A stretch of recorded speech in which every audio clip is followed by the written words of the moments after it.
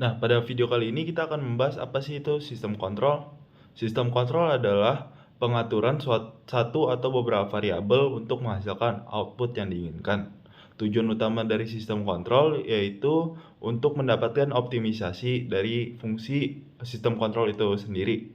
Fungsi daripada sistem kontrol itu sendiri yaitu pengukuran, perbandingan, pencatatan, dan perhitungan.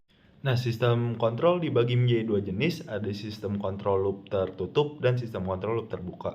Sistem kontrol loop tertutup adalah sistem kontrol yang sinyal keluarannya mempunyai pengaruh langsung pada aksi pengontrolan.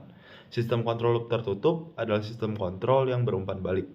Nah, kemudian sistem kontrol loop terbuka adalah sistem kontrol yang keluarannya tidak terpengaruh pada aksi pengontrolan. Sistem kontrol loop terbuka keluarannya tidak diumpan-balikan untuk dibandingkan dengan masukan. Elemen sistem kontrol terdapat 4 bagian. Yang pertama elemen input acuan, yang kedua controller, yang ketiga proses, dan yang keempat elemen umpan balik. Berikutnya pada sensor. Sensor merupakan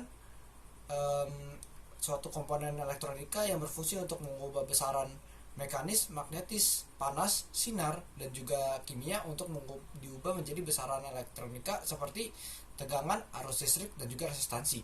Pada sensor pun terdapat berbagai macam jenis seperti sensor optik yang berfungsi untuk mendeteksi perubahan cahaya, sensor suhu untuk mendeteksi perubahan suhu dan juga temperatur pada suatu bidang ruang, dan juga ada sensor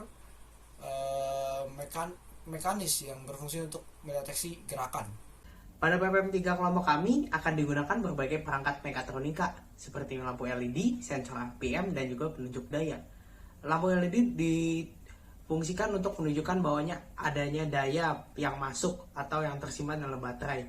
Lalu sensor RPM digunakan untuk menghitung kecepatan putar turbin dan ditampilkan pada layar LED. Dan penunjuk daya atau wattmeter digunakan untuk menunjukkan daya yang disimpan ke dalam baterai yang tergabung pada turbin.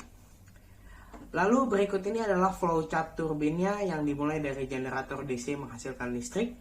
Lalu listrik tersebut diatur melalui charge controller agar baterai tidak cepat rusak. Lalu dari baterai diturunkan sedikit voltasenya untuk disambungkan kepada I2C bus yang tersambung pada breadboard ya. Setelah itu di I2C bus terdapat LED yang menunjukkan bahwa adanya rangkaian tersebut memiliki daya, dan dari I2C bus akan disambung wattmeter dan proximity sensor yang akan ditampilkan datanya pada layar LCD.